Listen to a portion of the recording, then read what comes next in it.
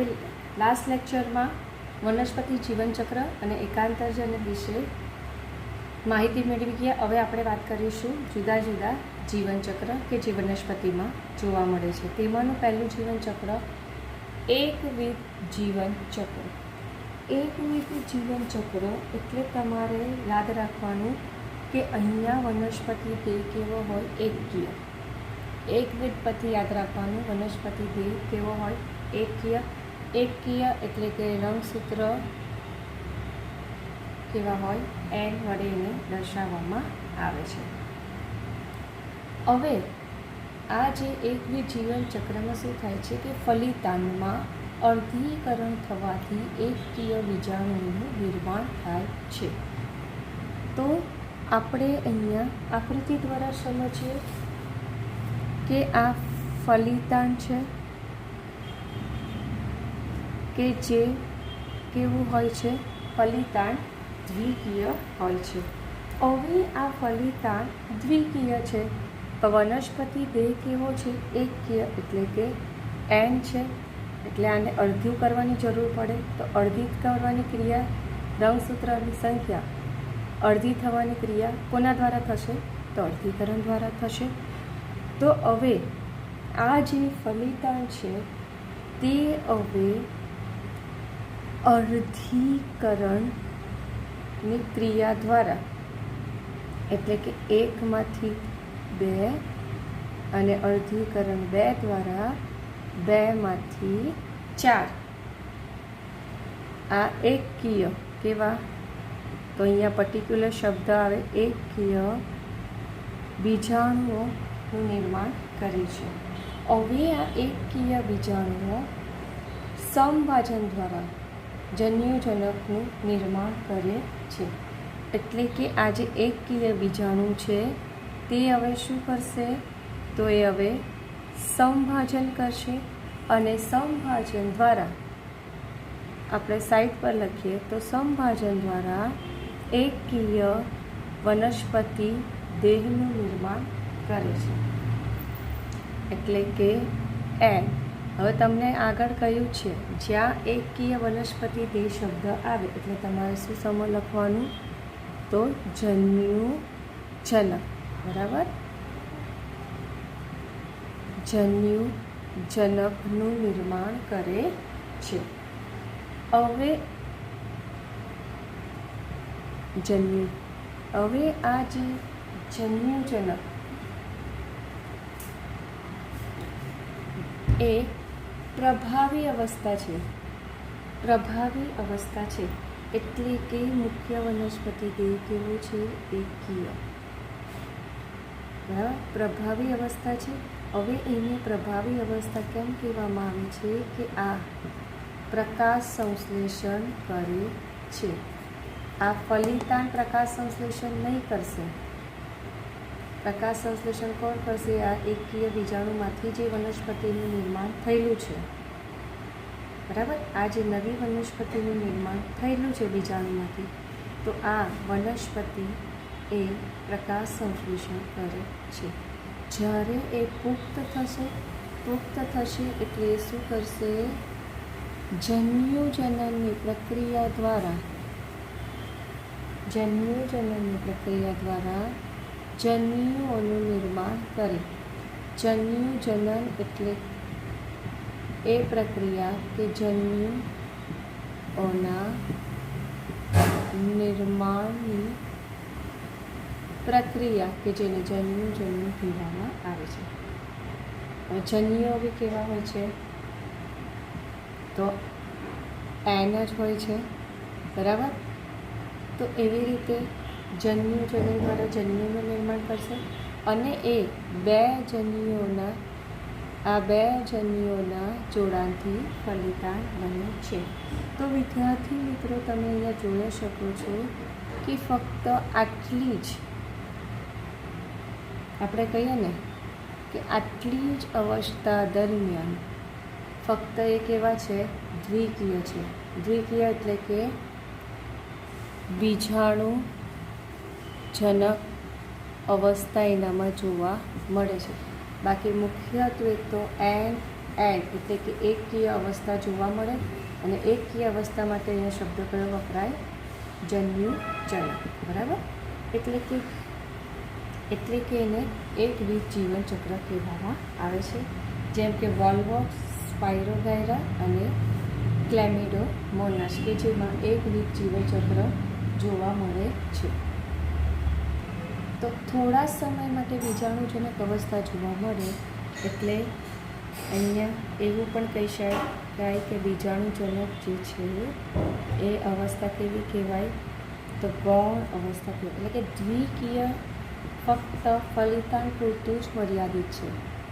બાકી એમાંથી જે નવી સ્પાયરોગાયરાનું નિર્માણ થશે, આ જે ફલિતાંડમાંથી જે નવી સ્પાયરોગાયરાનું નિર્માણ થશે તો એમાં રંગસૂત્ર એન જ જોવા મળે છે. એટલે એને શું કહેવાય? એકવિધ જીવનચક્ર. અને જન્યુજનક એ પ્રભાવી અવસ્થા કેમ કહેવામાં આવે છે? કારણ કે એમાં રંગસૂત્ર કેવા એન જોવા મળે છે, સિંગલ જોવા મળે છે. વિદ્યાર્થી મિત્રો, હવે આપણે જોઈએ બીજું જીવનચક્ર એટલે કે દ્વિવિધ જીવનચક્ર. દ્વિવિધ જીવનચક્ર એટલે યાદ રાખવાનું કે જે વનસ્પતિ છે તો કેવી છે?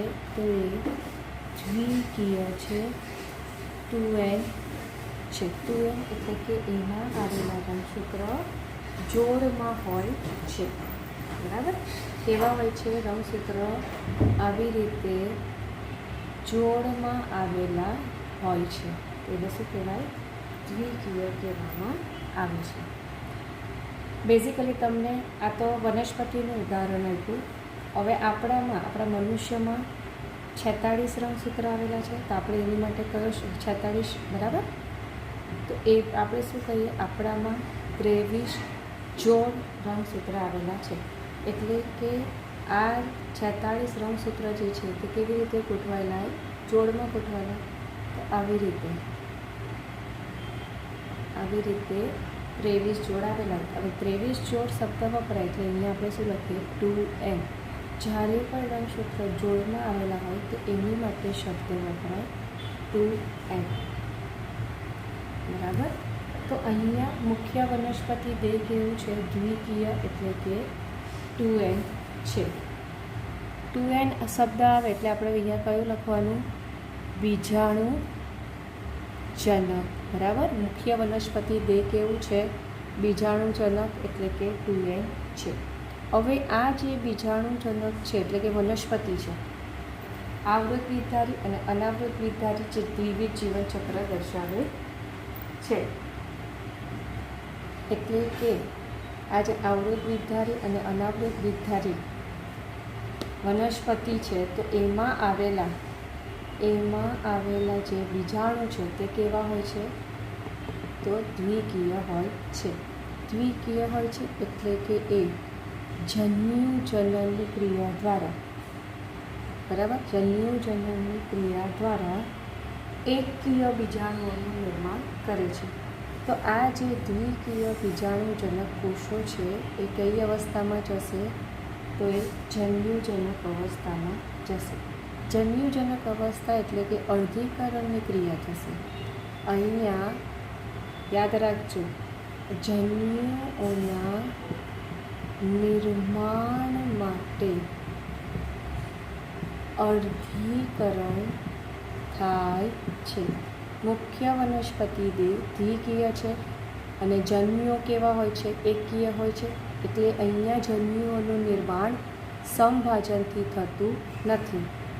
કેના દ્વારા થાય છે? તો અર્ધીકરણ દ્વારા થાય છે. તો અર્ધીકરણ દ્વારા અર્ધીકરણ 1 દ્વારા 1માંથી 2 અને 2માંથી 4 જન્યુઓનું નિર્માણ થાય છે. ખબર? આપણે ભણી જ ગયા. આપણે આવૃત બીજધારી વનસ્પતિમાં ભણ્યા કે એક પરાગ માતૃકોષમાંથી 4 પરાગરજનું નિર્માણ થાય છે. તો આ જે પરાગ માતૃકોષ કેવા હોય? તો દ્વિકીય હોય છે અને એમાંથી ઉત્પન્ન થતું જે પરાગરજ છે તે કેવું હોય છે?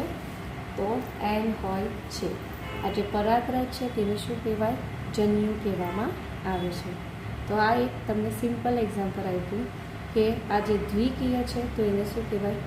બીજાણુજનક અવસ્થા. અને આ એકકીય પરાગરજનું નિર્માણ કર્યું તો એને જન્યુજનક અવસ્થા કહેવામાં આવે છે. તો આવી રીતે ત્યારબાદ હવે આ શું થશે? જન્યુઓનું જોડાણ થશે, બરાબર ને? આ જન્યુઓનું નિર્માણ થયું એટલે એને શું કહેવાય? જન્યુ જનન કહેવામાં આવે. હવે જન્યુઓનું શું થાય છે? જોડાણ થાય. જોડાણ થઈને શું બને? તો યુગ્મક કહેવાય. અને યુગ્મન છે તેને શું કહેવાશે? ફલિતાંડ કહેવાય છે. અને ફલિતાંડ હંમેશા કેવું હોય છે? દ્વિકીય હોય છે. અને આ જે ફલિતાંડ છે તે સંભાજન દ્વારા નવી વનસ્પતિનું નિર્માણ કરે છે, બરાબર? હવે તમને બીજી રીતે સમજાવું તો આપણે ભણ્યા, હવે તમને કન્ફ્યુઝ નહીં થાય તો બીજી રીતે સિમ્પલ એક્ઝામ્પલ આપીને સમજાવું કે ધારો કે આ બીજાણુજનક એટલે કે આપણે લઈ લઈએ કોઈ વનસ્પતિ, બરાબર? સપુષ્પી વનસ્પતિનું એક્ઝામ્પલ લઈએ કે સ્ત્રી કેસરમાંથી એકકીય અંડકોષનું નિર્માણ થાય છે અને પુંકેસરમાંથી એકકીય પરાગરજનું નિર્માણ થાય છે. અંડકોષ અને પરાગરજનું જોડાણ થઈને યુગ્મક બને, યુગ્મકમાંથી ફલિતાંડ બને, બરાબર? હવે આપણે ભણી ગયા કે ફલિતાંડ છે એમાંથી ભ્રૂણ બને, પછી અંડક છે એમાંથી શું બને? બીજ બને. પછી એ બીજ આપણે વાવીએ એટલે કે એ બીજ શું કરશે? સંભાજન કરશે અને સંભાજન દ્વારા નવી વનસ્પતિનું નિર્માણ કરે છે. તો આવી રીતે ફક્ત જન્યુઓનું નિર્માણ થાય છે ત્યારે જ એકકીય અવસ્થા જોવા મળે છે. બાકી મુખ્યત્વે દ્વિકીય અવસ્થા જોવા મળે છે. અને આમાં આ જે બીજાણુજનક અવસ્થા છે તે કેવી હોય? પ્રભાવી હોય, કારણ કે એ પ્રકાશ સંશ્લેષણ કરે છે.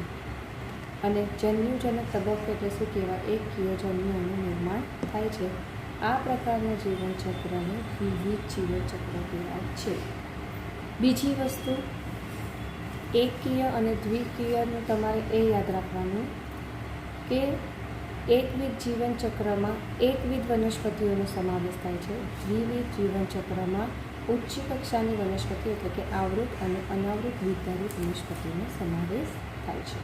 વિદ્યાર્થી મિત્રો, હવે આપણે ચર્ચા કરીએ એક દ્વિવિધ જીવનચક્ર. હવે આ જે એક દ્વિવિધ જીવનચક્ર જે છે તે દ્વિઅંગી અને ત્રિઅંગી બંને વનસ્પતિઓમાં જોવા મળે છે.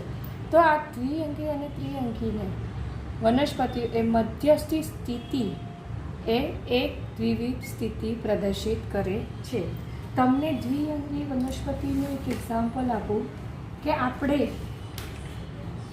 દ્વિઅંગીમાં જ્યારે મોસ વિશે ભણેલા તેમાં એવું ભણેલા કે આ જે જન્યુજનક અવસ્થા છે તો જન્યુજનકની ઉપર ફલનની ક્રિયા દ્વારા કે જે ફલિતાંડનું નિર્માણ થાય છે તો એ ફલિતાંડ જે છે તે શું કરે છે? સંભાજનની ક્રિયા દ્વારા પ્રાવર, દંડ અને પ્રાવરનું નિર્માણ કરે છે. તો આને શું કહેવાય?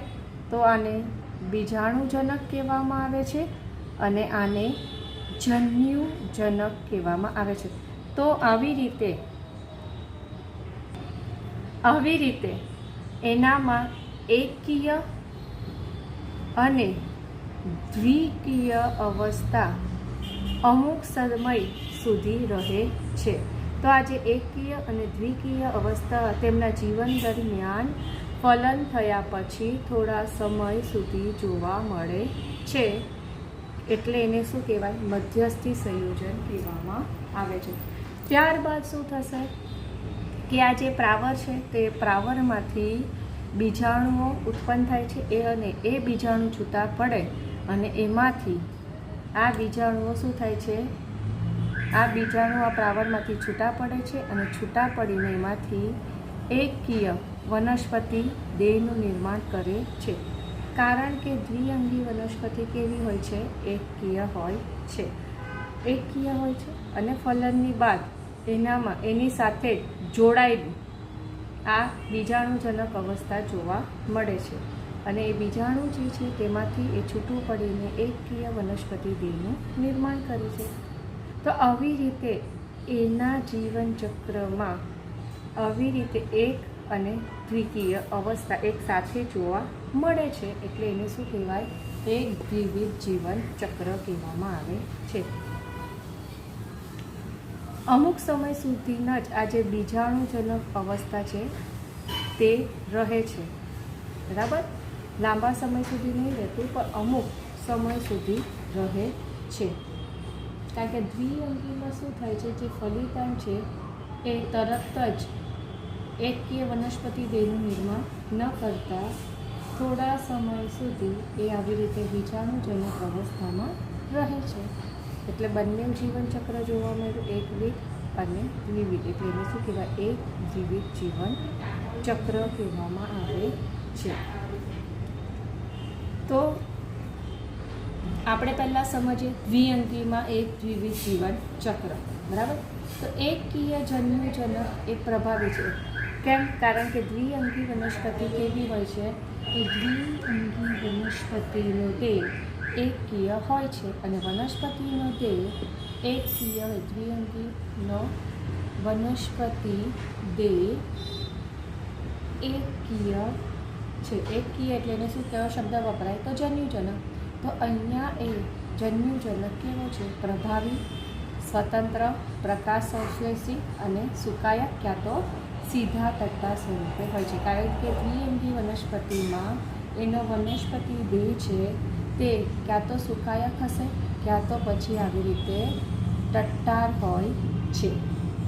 કારણ કે દ્વિઅંગી વનસ્પતિમાં સાચા મૂળ પ્રકારનું નિર્માણ થયેલું નથી, એટલે એનો દેહ સુકાયક ક્યાં તો સીધો ટટ્ટા સ્વરૂપે હોય છે. પછી એમાંથી ફલનની ક્રિયા બાદ બીજાણુજનક અવસ્થા જોવા મળે છે. એટલે કે જે ફલિતાંડ છે તે કેવું બને છે? તો એ બહુકોષીય હોય છે. ફલિતાંડ જે છે તે સમભાજનની ક્રિયા દ્વારા બહુકોષીય, અહીંયા શું આવે? તો અહીંયા બહુકોષીય બીજાણુજનક અવસ્થાનું નિર્માણ કરે છે, કે જે તમે જોઈ શકો છો વિદ્યાર્થી મિત્રો, આ જન્યુજનક છે અને આ બીજાણુજનક છે, બરાબર? એટલે કે 2n છે અને આ n છે. તો આ બીજાણુજનક છે તે પોષણ કે આધાર માટે આ જન્યુજનક પર સંપૂર્ણ કે અપૂર્ણ આધાર રાખતી ટૂંકજીવી છે. આધાર રાખતી કેવી છે? ટૂંકજીવી છે, બરાબર? આ જે છે તે આગળ જતાં આ છૂટી પડી જાય છે, એની સાથે permanent in life time attach રહેતું નથી. આ બીજાણુજનક છે તે થોડા સમય સુધી જ આની સાથે જોઈન્ટ રહે છે. તો હોપ વિદ્યાર્થી મિત્રો તમને આ ખબર પડી હશે એક દ્વિવિધ જીવનચક્ર કેમ. પહેલાં જન્યુજનક અને જન્યુજનકમાંથી આવી રીતે બીજાણુજનક અવસ્થા જોવા મળે છે અને આમાંથી આ કેવું થાય છે? એક પછી એક થાય છે. જન્યુજનકમાંથી પછી બીજાણુજનક અવસ્થાનું નિર્માણ થાય છે, એટલે એને શું કહેવાય? એકાંતરે થાય છે. એકાંતરે એટલે કે જન્યુજનક પછી બીજાણુજનક, અને આ પ્રાવર છે તેમાંથી પાછા બીજાણુ નિર્માણ થાય છે કે જે એકકીય વનસ્પતિ દેહનું નિર્માણ કરે. આ એકકીય વનસ્પતિ પાછું ફલન પછી બીજાણુજનક અવસ્થાનું નિર્માણ કરે. તો જન્યુજનક પછી બીજાણુજનક અવસ્થા એકાંતરે થાય છે, એટલે કે એક પછી એક થાય છે. આપણે વિદ્યાર્થી મિત્રો આ વાત કરી દ્વિઅંગી વનસ્પતિની. હવે વાત કરીએ ત્રિઅંગી વનસ્પતિ. ત્રિઅંગી વનસ્પતિમાં પણ એવું જ સેમ જોવા મળે છે, બરાબર? ત્રિઅંગી વનસ્પતિમાં પણ જોવા મળે છે કે ત્રિઅંગી વનસ્પતિની આપણે વાત કરીએ ને તો ત્રિઅંગી વનસ્પતિનો દેહ કેવો હોય? તો દ્વિકીય એટલે કે 2n હોય છે. મુખ્ય વનસ્પતિ દેહ દ્વિકીય એટલે કે 2n હોય છે. તો દ્વિકીય વનસ્પતિ દેહ કેવો છે? પ્રભાવી, સ્વતંત્ર અને પ્રકાશ સંશ્લેષણ કરે છે. ત્રિઅંગી વનસ્પતિ સુવિકસિત વાહક પેશીઓ ધરાવે છે. વાહક પેશી ધરાવે છે. હવે હવે આ દ્વિકીય બીજાણુ પ્રભાવી સ્વતંત્ર પ્રકાશિત અને વાહક પેશીધારી છે અને જન્યુજનક અવસ્થા એ કેવી છે? ટૂંકી છે, મૃતોપજીવી ક્યાં તો સ્વયંપોષી છે, એટલે કે મૃત વસ્તુ પરમાંથી પોષણ મેળવશે ક્યાં તો પછી પોતાની જાતે પ્રકાશ સંશ્લેષણ કરે છે અને એ બીજાણુજનકના એકાંતરે થાય છે, એટલે કે બીજાણુજનક પછી અહીંયા જન્યુજનક થશે. તો આપણે હવે અહીંયા તમારે શું યાદ રાખવાનું કે આ ત્રિઅંગી છે તેનો મુખ્ય વનસ્પતિ દેહ કેવો છે? તો મુખ્ય વનસ્પતિ દેહ જે છે તે બીજાણુજનક, એટલે કે આ જે પર્ણ છે તેની પર બીજાણુ આવેલું છે અને એ બીજાણુધાની છે અને એમાં બીજાણુઓ આવેલા હોય છે. બરાબર. હવે આ બીજાણુ શું થાય છે? આ બે બીજાણુધાની છે તેની અંદર આવેલા જે આ બીજાણુ માતૃકોષ છે, બરાબર, એ અર્ધીકરણ દ્વારા શું કરે છે? આવી રીતે બીજાણુ ઉત્પન્ન કરે છે. પછી તમને કીધેલું તેમ આ બીજાણુઓ ખરી પડીને આવી રીતે બહુકોષીય જન્યુજનક અવસ્થાનું નિર્માણ કરે છે. આ કેવું હોય છે? તો આવું બહુકોષીય જન્યુજનક અવસ્થાનું નિર્માણ કરે કે જેની અંદર સ્ત્રીજન્યુધાની અને પુંજન્યુધાની આવેલી હોય છે. બરાબર. તો પહેલાં 2n અવસ્થા, પછી આ n અવસ્થા જોવા મળે છે અને આમાં શું થાય? ફલન થશે. ફલન દ્વારા શું બને છે? બરાબર. આની અંદર સ્ત્રી એટલે કે માદાજન્યુ અને નરજન્યુ, નરજન્યુ અહીંયાથી છૂટું પડીને માદાજન્યુ પાસે જાય છે. પછી નરજન્યુ અને માદાજન્યુનું જોડાણ થશે. જોડાણ થઈને ફલિતાંડ બને અને ફલિતાંડ કેવું હોય છે? 2n. અને એમાંથી મુખ્ય વનસ્પતિ દેહનું નિર્માણ થાય છે. તો આ જે જન્યુજનક અવસ્થા છે તે થોડા સમય પૂરતું જ જોવા મળે છે. એનું આયુષ્ય બહુ લાંબુ હોતું નથી. એને કહેવાય ટૂંકજીવી. બરાબર. તો એ કેવું છે? સ્વતંત્ર છે, એટલે કે માતૃ આ વનસ્પતિ સાથે જોડાયેલું નથી. તો આ રીતે તમારે એક જીવિત જીવનચક્ર યાદ રાખવાનું. કેમ દ્વિકીય બીજાણુજનકને મુખ્ય કીધું, આને કેમ ગૌણ કીધું? જો બંને અવસ્થા જોવા મળે છે ને, દ્વિકીય અવસ્થા એટલે એનો મુખ્ય વનસ્પતિ દેહ અને જન્યુઓનું નિર્માણ થાય ત્યારે જન્યુજનક અવસ્થા જોવા મળે છે. અને જન્યુજનક અવસ્થામાં શું થાય છે? તરત જ જન્યુઓનું જોડાણ ન થતાં પહેલાં એ લોકો વિકાસ પામે છે આવી રીતે, અને વિકાસ પામ્યા પછી જ એ ફલિતાંડનું નિર્માણ કરે છે. તો થોડા સમય સુધી, આપણે એમ કહીએ ને થોડા દિવસો સુધી પણ એ આ જન્યુજનક અવસ્થા જોવા મળે છે. એટલે બંને અવસ્થા જોવા મળી, બંને દ્વિકીય અવસ્થા બી જોવા મળી અને એકકીય અવસ્થા પણ એમના જીવન દરમિયાન જોવા મળે. એને શું કહેવાય? એક વિવિધ જીવન ચક્ર. બંને અવસ્થા ઇક્વલ જોવા મળે છે. જો હવે આપણે વાત કરીએ, જો વનસ્પતિ દેહ બીજાણુજનક છે એટલે કે ત્રિઅંગીની વાત કરીએ તો એ લોકો શું કરશે? અર્ધીકરણ દ્વારા એકકીય બીજાણુનું નિર્માણ કરે. હવે એકકીય બીજાણુ શું કરે? જન્યુજનક અવસ્થાનું નિર્માણ કરે છે. એટલે કે આવી રીતે બહુકોષીય સ્પષ્ટ જન્યુજનક અવસ્થાનું નિર્માણ કરશે. પછી આ જન્યુજનક અવસ્થામાં માદાજન્યુ અને નરજન્યુનું નિર્માણ થાય. બરાબર. હવે નરજન્યુ અને માદાજન્યુનું નિર્માણ થાય તો એને શું કહેવાય? જન્યુજનન કહેવાય. ત્યારબાદ જન્યુઓનું નિર્માણ થઈ ગયા પછી શું થાય? જોડાણ થાય કે જેને યુગ્મક કહેવાય. એ યુગ્મક ફલિતાંડ બનાવે અને ફલિતાંડ જે છે તે કેવું હોય છે? દ્વિકીય હોય છે અને દ્વિકીય એ બીજાણુજનક વનસ્પતિ દેહનું નિર્માણ કરે છે. તો આવી રીતે બંને અવસ્થાઓ ઇક્વલ જોવા મળે છે. જ્યારે એકવિધ અને દ્વિવિધમાં કેવું થતું હતું કે તરત જ જે ફલિતાંડ છે ને એ વનસ્પતિનું નિર્માણ કરી દેતું હતું. જો એકવિધ જીવનચક્ર દર્શાવતું હતું જે વનસ્પતિ, તો એ ફલિતાંડ જે છે તે તરત જ અર્ધીકરણ દર્શાવતું હતું. અને જે વનસ્પતિ દ્વિવિધ જીવનચક્ર દર્શાવતું હતું તો એમાં શું થતું? ફલિતાંડ તરત જ સંભાજન દ્વારા બીજાણુજનક અવસ્થાનું નિર્માણ કરતું હતું. પણ અહીંયા શું થાય છે?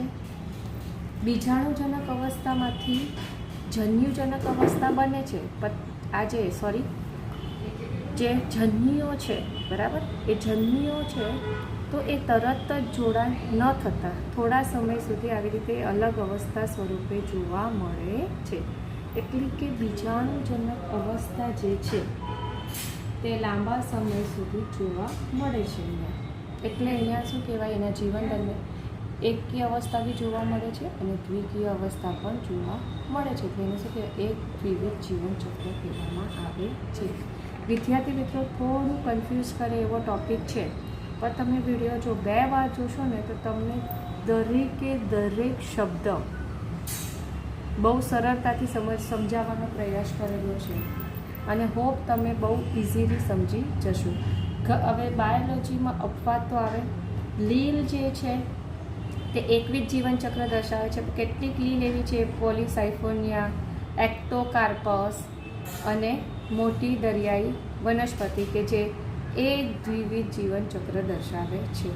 ફ્યુકસ લીલ જે દ્વિવિધ જીવનચક્ર દર્શાવે છે. ફ્યુકસ લીલ કે જે એકવિધની જગ્યાએ દ્વિવિધ જીવનચક્ર દર્શાવે. તો આ જે અપવાદ છે તમારે એક માસના ક્વેશ્ચન માટે યાદ રાખવાનું. તો વિદ્યાર્થી મિત્રો, આપણો અહીંયા ચેપ્ટર 3 પૂરો થાય છે. વિદ્યાર્થી મિત્રો, તમારે આ ચેપ્ટર 3માંથી આટલા તફાવત કરવાના રહેશે. ઇવન જે લીલ છે, જેમ કે બદામી અને રાતી લીલ વચ્ચેનો તફાવત કરવાનો, રાતી અને લીલી લીલ વચ્ચેનો તફાવત કરવાનો અને લીલી લીલ અને બદામી લીલ વચ્ચે તફાવત જે શું છે એ તમારે તમારા નોટબુકમાં લખવાના રહેશે. તો આટલા તફાવત તમારે તમારી બુકમાં લખવાના રહેશે.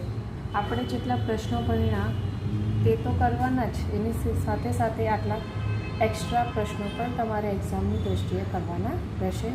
તો વિદ્યાર્થી મિત્રો, તમને આ ચેપ્ટર રિલેટેડ જો કંઈ ક્વેરી હોય તો તમે મને મેસેજ કરીને પૂછી શકો છો.